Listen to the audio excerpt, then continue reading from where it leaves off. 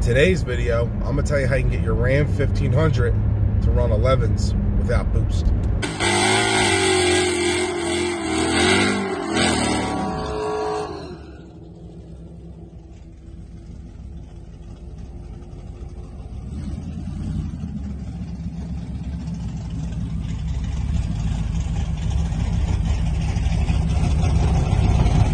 Kyle Tingle.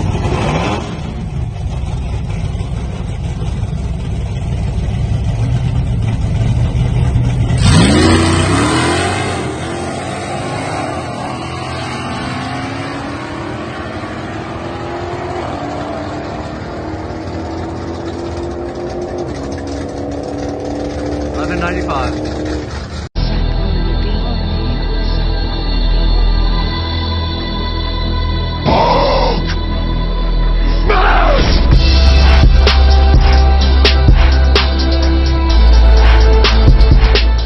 Before I get started on the video, I want you guys to hit up Guage Performance for all your HEMI needs. He's got Circle D converters, he's got Auburn LSDs, he's got Mopar LSDs, he's got True Track limited slip differentials, drag packs, race stars, forward stars. He's got everything you need for your Ram 1500, or if you have like Challenger, Charger, stuff like that, he's got all that stuff too. Also, if you just even if you don't have a Ram or HEMI, the Ford Stars and the Race Stars, he's a dealer for everything, and he can get you great deals on both. So please hit him up, Guage Performance. Contact Kyle Tingle, and he'll get you hooked up with anything you need. He's got good deals going on. I think he still has a couple Black Friday deals going on. So please hit him up. Anything you need, LSDs. He's got cams. You know what I mean, tuners. Everything available for your HEMI needs. Now, also, I have merch available, so pick up your new merch. Ram Trucks t-shirts, Incredible HEMI t-shirts, hoodies, Ram Trucks hoodies also, and your Cam Ram hoodies and t-shirts. Pick them up, help support the channel if you're new to the channel. And yeah, let's get started with the video. Alright, if you're new to the channel, I myself have a 2014 Ram 1500. It is a quad cab and it is a four-wheel drive. It is also the fastest naturally aspirated Ram 1500 four-door, four-wheel drive in the country. And it runs a best of 12.2, and this is in a four-door with four-wheel drive.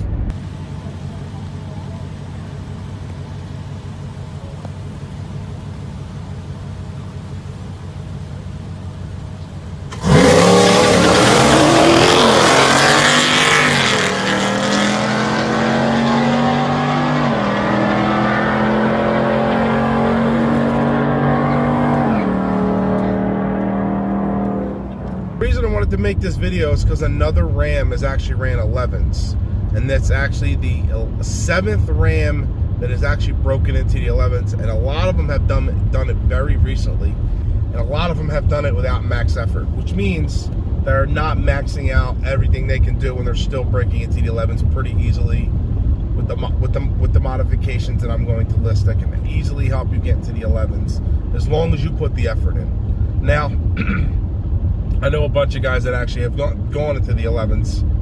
The only one that's done it with a 5-speed so far is Matt Vikac. He did 11.99 in a 5-speed with basically max effort.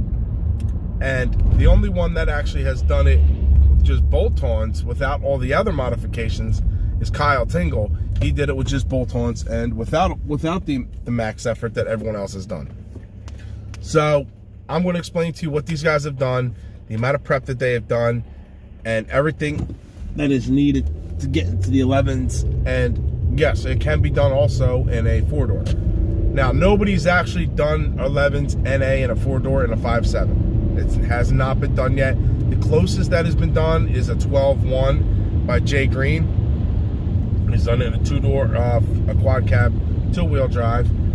And I am actually the second fastest with the 12.26. And I'm actually four-wheel drive, and I plan on being the very first four-door to run 11s NA, which no one has done yet, and I do plan on doing that very, very soon, hopefully by next season.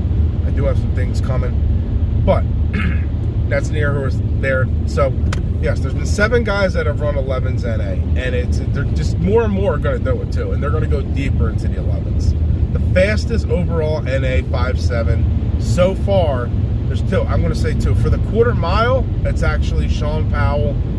Well, I don't know. He actually did not run the time. Either Matt Fekak or one of his other guys did. But it's his truck. It's heavy. That is tuned by HEMI Fever himself, who is Sean Powell. He's HEMI Fever. So he tuned his own truck to run that time. Great. Congratulations to him. He actually has the fastest quarter mile 5.7 NA Ram that there is. Now, the fastest 5.7 eighth mile is Jason Derea. He's tuned by Jay Greene, max effort. Now, here's what I'm going to say when I say max effort in the 5.7s. To get the 5.7s basically almost fully maxed out, you're going to want full bolt-ons to start with. Full bolt-ons includes long tube headers, ported throttle body, a cold air intake system, an exhaust, a good exhaust system, you know, a thermostat. Usually most guys are running 180, 160 thermostats. I don't know if you consider the ported intake manifold a bolt-on. I'm not too sure. Some guys do, some guys don't. I don't know I don't even know if I consider it. I go with whatever they say. If it's a bolt-on, it's a bolt-on. If not, it's not. I kind of consider it a bolt-on. It's not really, you know, just the hardest thing. It's not going into the engine. It's bolting on top of the block. So I do consider a ported intake manifold a bolt-on. But that is one of the other things that's considered, you know, one of the full bolt-ons. An ATI pulley. Now, most of the guys here are not really running regular cold air intakes. They're all running track intakes. And a track intake is basically a tube coming from your throttle body, running to the front of your grill. A bunch of guys have done it. That's what most guys are doing when they're running these great times at the drag strip. It gives you the best and fast, you know, air into your throttle body. Now, the size of the throttle body, that all depends on your setup. Most has their 87. A lot of guys are running the Fastman. Some guys even have Hellcat throttle bodies on their Rams. But those are the basic bolt-on modifications that you're going to need to start with to get into. And of course, a custom tune. Now, the custom tune you can go H. Most guys have Diablo. Basically, it's HP tuners or Diablo. That's really all there is. I have a Diablo in tune. I too. A lot of guys have HP tuners. It's going to tune the same. It's not going to make too much of a difference. But you are going to need a custom tune from a tuner, a reputable tuner. Now, my recommendation is always Greene Racing, because that's who was tuned by me. But there's also HEMI Fever, who actually has the fastest quarter mile. And I would say, you know, those two guys have the top, or in the whole, almost all the NA records there is out there for the Ram 1500s. Jay's guys and HEMI Fever's guys. But I always recommend Greene Racing. Jay's been so helpful to me. I talk to him all the time. Very cool guy, very knowledgeable. So, you know what I mean?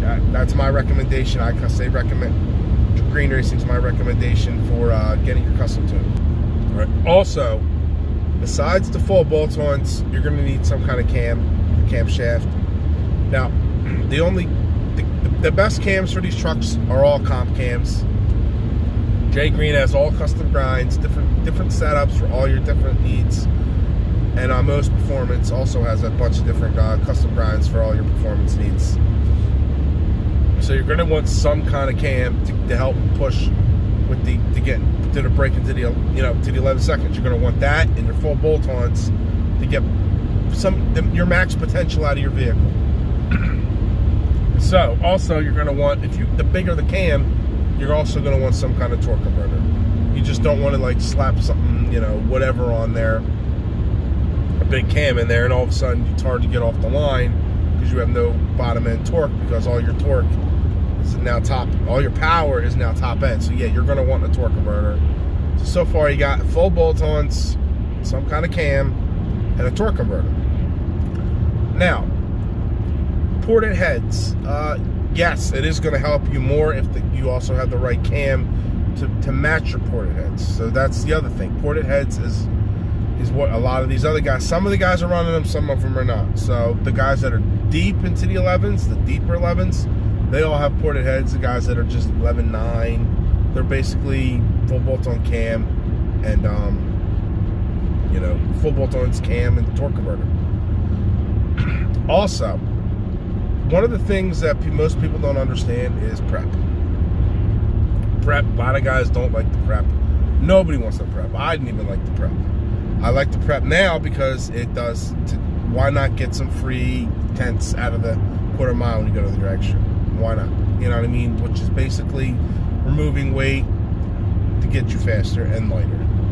Now, a lot of the guys that are running the deep in the 11s, 11.5 to the 11.7 range are probably running 4,400 pounds in their truck with driver in a Ram, which is a big steel heavy truck, heavier than Silverado. It's much, much heavier than the Fords. They're running 3,900 pounds with driver and not even max effort of their fully prepped. So they're very, very light. So we got to do a little extra to get to where their weight is, and we're not going to be able to get to where their weight is. So when I say fully prepped, that is basically taking out the tailgate, the spare, passenger seat, and if you have a center console or a bench seat console, basically the seat that flops up, take that out. If you have the Ram RT, which is a little bit heavier than the Express or the Tradesman or either one of them two, they have the big center console in the middle, you know what I mean? So you can't really take that out, and I won't recommend taking that out anyway. That would just look really, you know, the seat pops right out with a couple bolts. That thing I think is stayed in there. I don't know if it's as heavy as the actual seat with the brackets and all that stuff, but who knows? But you want to take that out, front passenger seat, tailgate, spare. Some guys take off the front sway bar. I've taken mine off. I haven't noticed any sway. It doesn't affect any driving that I've noticed. But that's also, four-wheel drive Rams are not as heavy as two-wheel drive Rams front sway bar. Mine was only 16 pounds. Some guys have weighed theirs up in like the 30, 40 pound range. So every little bit of weight off the front end helps, obviously, to transfer weight a little bit better. So you're going to want to remove that. Some guys have also went as much as taking off all the tailpipes after the muffler or after a cutout. That helps too. That is removing weight, and it also helps airflow. You don't have to flow through as much piping. So that's going to help. Every little bit helps to get you where you know what I mean, to help you get your truck to its full potential. Now, let's talk about wheel and tire setups.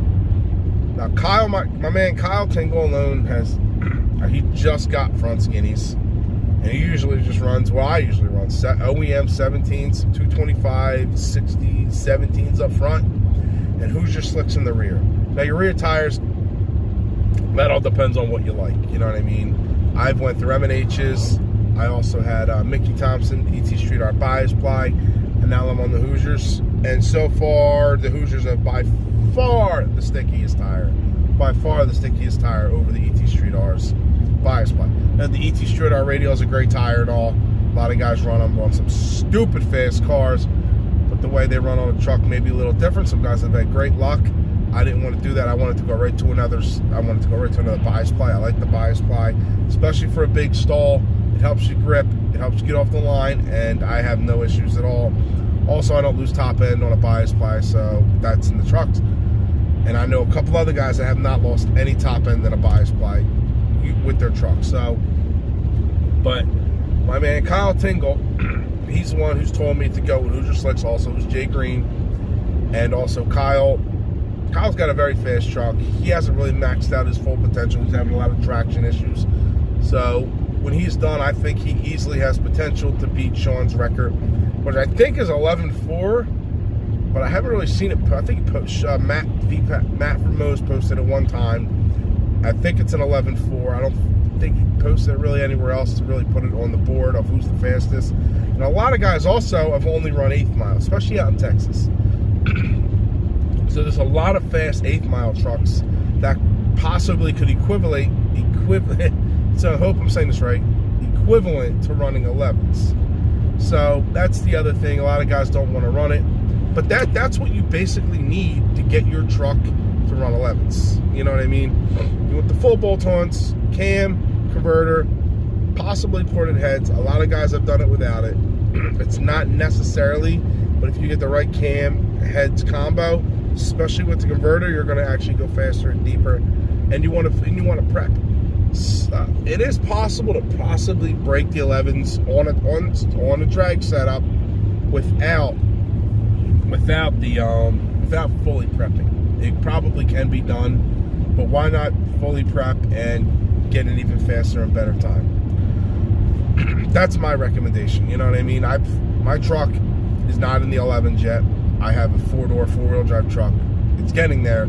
It's getting closer and closer and faster and faster. If you follow the channel, you know that. If you're new to the channel, you're going to see what I have coming planned over this winter. I got a lot of plans coming this winter. I'm hoping to pick up where I, pick up next season in March when my track opens up and go out and run 11s. We'll see how that goes. It could be done, and I'm hoping it is.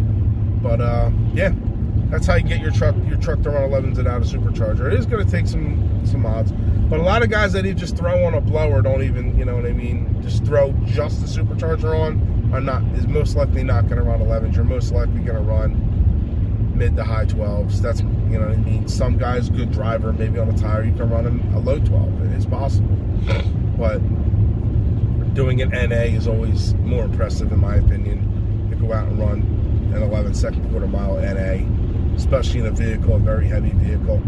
Now my truck, and here's why I think my truck's also very impressive. I'm not like tooting my own horn. With me in the truck, I'm a big guy. My truck's weighing almost about close to 5,200. It's fully prepped also. So 5,200 pounds with me in the truck, and mine have gone a best of 12.2. Now these guys are weighing well into the mid 4s, 4,500. Some guys are 4,400, maybe possibly a high 4,300. That's a big weight difference. That is 7, 8, 900 pounds, give or take, depending on how much each vehicle weighs. And they're only running a couple tenths faster than me. And I still think on my last day of the year, I could have got a 12.1 in the weather I was at, but my truck was acting up. Well, I'm not going to say acting up. It still ran a 12.3, but it wasn't running as good as it did in worse weather. So that's what I think, guys. That's how you get your truck to run 11s. If you're here for the first time, please smash that subscribe button, hit the like button, throw a comment in there. Pick up your merch if you're a Ram guy. If you're not a Ram guy, pick up your merch anyway. Help support the channel. And yeah, that's where I'm at for the video today. And all right, guys, you know what it is. To the next one. Peace.